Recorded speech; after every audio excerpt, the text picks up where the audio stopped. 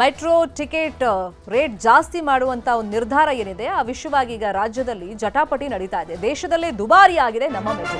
ಶೇಕಡ 5ರಷ್ಟು ಪ್ರಯಾಣ ದರವನ್ನು BMRCL ಹೆಚ್ಚು ಮಾಡಿದೆ. ಸೋಮವಾರದಿಂದಲೇ ಪರಿಷ್ಕೃತ ದರ ಜಾರಿಗೆ ಬರ್ತಾ ಇದೆ. ದೇಶದಲ್ಲೇ ದುಬಾರಿ ಮೆಟ್ರೋ ಅನ್ನೋ ಅಪಖ್ಯಾತಿಯನ್ನು ಪಡಿತಾ ಇದೆ. ದೆಹಲಿಲಿದೆ, ಚೆನ್ನೈಲಿದೆ, ಮುಂಬೈಲಿದೆ, ಎಲ್ಲ ಕಡೆ ಮೆಟ್ರೋ ಇದೆ. ಬಟ್ ಎಲ್ಲ ಕಡೆ ಕಂಪ್ಯಾರಿಟಿವ್ಲಿ ಕಡಿಮೆ ಇದೆ ದರ. ಬಟ್ ಬೆಂಗಳೂರಲ್ಲಿ ಮಾತ್ರ ಮೆಟ್ರೋ ಪ್ರಯಾಣ ದುಬಾರಿ ಆಗ್ತಿದೆ ಅಂತ ರಾಜಕೀಯ ಜಟಾಪಟಿಗೂ ಕಾರಣವಾಗ್ತಾ ಇದೆ. ಮತ್ತೊಂದು ಕಡೆ ಪ್ರಯಾಣಿಕರು ಈ ಬಗ್ಗೆ ಆಕ್ರೋಶವನ್ನು ವ್ಯಕ್ತಪಡಿಸ್ತಾ ಇದ್ದಾರೆ. ಬೆಂಗಳೂರಲ್ಲಿ ಮೆಟ್ರೋ ಬಾಯ್ಕಾಟ್ ಅಭಿಯಾನ ಶುರುವಾಗಿದೆ. ದರ ಏರಿಕೆ ವಿರುದ್ಧ ಜಾಲತಾಣಗಳಲ್ಲಿ ಆಕ್ರೋಶ ವ್ಯಕ್ತವಾಗ್ತಾ ಇದೆ. ಮೆಟ್ರೋನ ಬಹಿಷ್ಕರಿಸಿ ಬೈಕ್ನಲ್ಲಿ ಓಡಾಡಿ ಅಂತ ಹೇಳಿ ಪೋಸ್ಟ್ಗಳನ್ನು ಹಾಕಲಾಗ್ತಾ ಇದೆ ಸೋಷಿಯಲ್ ಮೀಡಿಯಾದಲ್ಲಿ.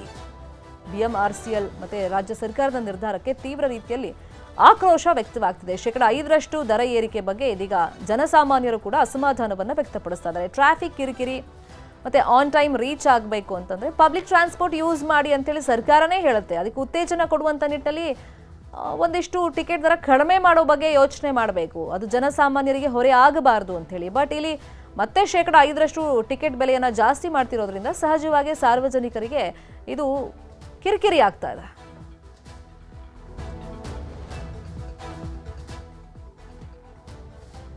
ಪ್ರತಿ ದಿವಸ ಇಷ್ಟು ಕೊಟ್ಟು ಓಡಾಡೋದು ತುಂಬ ಪ್ರಾಬ್ಲಮ್ ಆಗುತ್ತೆ. ಆಗಲ್ಲ, ಇದು ತುಂಬ ಹೊರೆ ಅನಿಸುತ್ತೆ. ಈ ಕರ್ನಾಟಕ ಸರ್ಕಾರ ಇದ್ರ ಬಗ್ಗೆ ಕ್ರಮ ಕೈಗೊಳ್ಳಲೇಬೇಕು. ಇವರು ಅವ್ರನ್ನ ಸೆಂಟ್ರಲ್ ಬೈಯೋದು, ಅವರು ಇವ್ರ ಮೇಲೆ ಹಾಕೋದು, ಇದರಿಂದ ಪ್ರಾಬ್ಲಮ್ ಆಗುತ್ತೆ ಹೊರತು ಜನಗಳ ಸಮಸ್ಯೆನ ಕೇಳೋರೇ ಇಲ್ಲ. ಈ ಮೆಟ್ರೋ ದರ ಜಾಸ್ತಿ ಆಗಿರೋದ್ರಿಂದ ನನಗೆ 20 ರೂಪಾಯಿ 10-15 ರೂಪಾಯಿ ಹೆಚ್ಚಿಗೆ ಕಾಣ್ತಾ ಇದೆ. ಇದು ಸಾಮಾನ್ಯ ಜನರು ಬರ್ಸೋದು ಬಹಳ ಕಷ್ಟ ಇದೆ. ಈ ನಮ್ಮ ಸರ್ಕಾರದಲ್ಲಿ ಯಾವುದೋ ದುಡ್ಡು ಕೊರತೆ ಇದೆಯಾ ಅನ್ನೋ ಕಾರಣಕ್ಕೆ ಮೆಟ್ರೋ ಜಾಸ್ತಿ ಆಗಿದೆ ಅನ್ನಿಸ್ತಾ ಇದೆ. ಕೆಲವರು ಸೆಂಟ್ರಲ್ ಗವರ್ಮೆಂಟ್ ಇಂದ ಜಾಸ್ತಿ ಆಗಿದೆ ಅಂತ ಹೇಳ್ತಿದ್ದಾರೆ. ಮೆಟ್ರೋ ದರವನ್ನು ಸಾರ್ವಜನಿಕರ ಮೇಲೆ ಏನಿದು ಹೆರಿಗೆ ಇರ್ತದಾರೆ, ಇದು ತುಂಬ ಕಷ್ಟದಾಯಕ. ಯಾಕಂದರೆ ದಿಲ್ಲಿ ಆಗಲಿ, ಬಾಂಬೆ ಆಗಲಿ ಎಲ್ಲೂ ಇಲ್ಲ ಇಷ್ಟೊಂದು.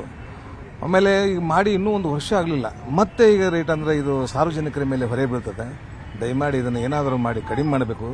ಯಾಕೆ ಮಿಡ್ಲ್ ಕ್ಲಾಸ್ ಪೀಪಲ್ಗೆ ತುಂಬ ತೊಂದರೆ ಆಗ್ತದೆ. ಮೆಟ್ರೋ ರೇಟು ಅದೆಲ್ಲ ಟಿಕೆಟ್ ರೇಟ್ ಎಲ್ಲ ಜಾಸ್ತಿ ಮಾಡಿದ್ದಾರೆ. ಸೊ ಇದು ಸಾಮಾನ್ಯ ಜನರಿಗೆಲ್ಲ ತುಂಬ ತೊಂದರೆ ಆಗುತ್ತೆ. ಮೆಟ್ರೋದು ಟಿಕೆಟ್ ರೇಟ್ ಕೊಡೋದಲ್ಲದೆ ಮತ್ತೆ ಇಲ್ಲೆಲ್ಲ ಪಾರ್ಕಿಂಗ್ ಎಲ್ಲ ಮಾಡಿ ಡೈಲಿ ಓಡಾಡೋರಿಗೆ, ಜಾಬ್ ಮಾಡೋರಿಗೆ ಮತ್ತೆ ಇದೊಂಥರ ಎಕ್ಸ್ಟ್ರಾ ಬರ್ಡನ್ ಆಗುತ್ತೆ. ಮೆಟ್ರೋ ಪ್ರಯಾಣ ದರ ಏರಿಕೆ ಬಗ್ಗೆ ರಾಜಕೀಯ ಕೆಸರು ರಚಾಟ ಶುರುವಾಗಿದೆ. ಇದು ಕೇಂದ್ರದ ಕೊಡುಗೆ ಅಂತ ಕಾಂಗ್ರೆಸ್ ಟೀಕಿಸಿದ್ರೆ, ರಾಜ್ಯ ಸರ್ಕಾರದತ್ತ ಬೊಟ್ಟು ಮಾಡ್ತಾ ಇದ್ದಾರೆ ದೋಸ್ತಿ ಲೀಡರ್ಸ್. ರಾಜ್ಯ ಸರ್ಕಾರ ದುಡ್ಡು ಕೊಟ್ಟಿಲ್ಲ ಅನ್ನೋ ಕಾರಣಕ್ಕೋಸ್ಕರನೇ ಮೆಟ್ರೋ ಏರಿಕೆ ಆಗಿದೆ ಅಂತ ಹೇಳಿ ಆರೋಪ ಇದೆ ಸರ್. ಕೇಂದ್ರ ಸರ್ಕಾರನೇ ನಿಗದಿ ಮಾಡೋದು ಬೆಲೆನ. ಕೇಂದ್ರ ಸರ್ಕಾರದಲ್ಲಿ ಒಂದು ಕಮಿಟಿ ಇದೆ, appointed by government of India, ಅವ್ರು ಮಾಡೋದು ಇದು.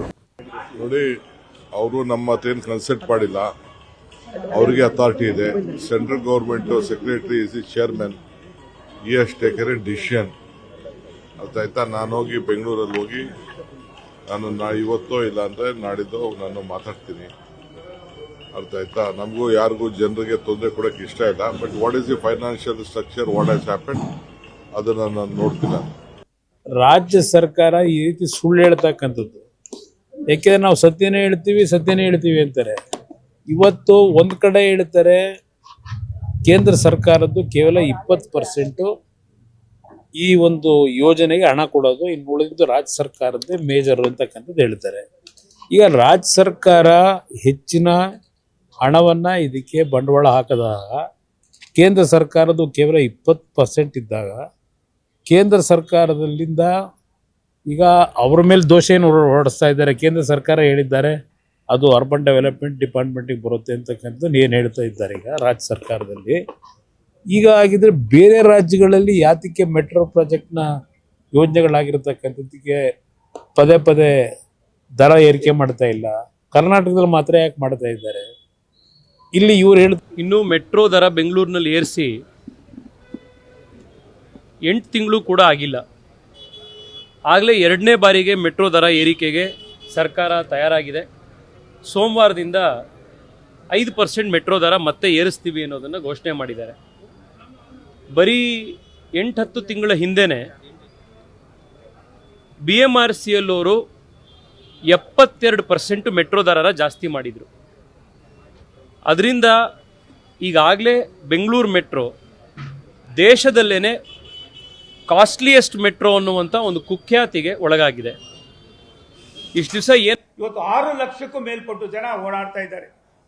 ನಾನು ನಿಮ್ಗೆ ಯಾಕೆ ಹೇಳ್ತೇನೆ ಅಂದ್ರೆ, ಸಿದ್ದರಾಮಯ್ಯನವರು ನಾವು ಭಾರತ ಸರ್ಕಾರ ಆಯಾ ರಾಜ್ಯಗಳಲ್ಲಿ ಇರ್ತಕ್ಕಂಥ ರಾಜಧಾನಿಗಳಲ್ಲಿ ಬೇರೆ ಬೇರೆ ಕಡೆ ಜನಸಂದಣಿಯನ್ನು ಒತ್ತಡವನ್ನು ಕಡಿಮೆ ಮಾಡೋದಕ್ಕೆ ನಾವು ಭಾರತ ಸರ್ಕಾರ ನೆರವು ನೀಡ್ತದೆ. ಅಡ್ಮಿನಿಸ್ಟ್ರೇಷನ್ ನಾವು ಹಾಕೋದಲ್ಲ, ಅಲ್ಲಿರೋ MD ನಮ್ಮವರಲ್ಲ, ಅಲ್ಲಿರೋ ಅಧಿಕಾರಿಗಳು ನಮ್ಮವರಲ್ಲ. ಇವರೆಲ್ಲರೂ ಕೂಡ ರಾಜ್ಯ ಸರ್ಕಾರದ ವ್ಯಾಪ್ತಿಯಲ್ಲಿ ನಮ್ಮ ಸರ್ಕಾರ ಇದ್ದಾಗೂ ಅದೇನೆ, ಮುಂದೆ ಬರ್ತಕ್ಕಂಥ ಸರ್ಕಾರದಲ್ಲದೆ. ನನಗನ್ಸುತ್ತೆ ಕಾಂಗ್ರೆಸ್ ನಡ್ಕೊಳ್ಳೋ ರೀತಿ ಜೀವನದಲ್ಲಿ ಮತ್ತೆ ಕರ್ನಾಟಕದಲ್ಲಿ ಕಾಂಗ್ರೆಸ್ ಬರೋದಿಲ್ಲ ಅನ್ನೋದಕ್ಕೆ ಅವರೇ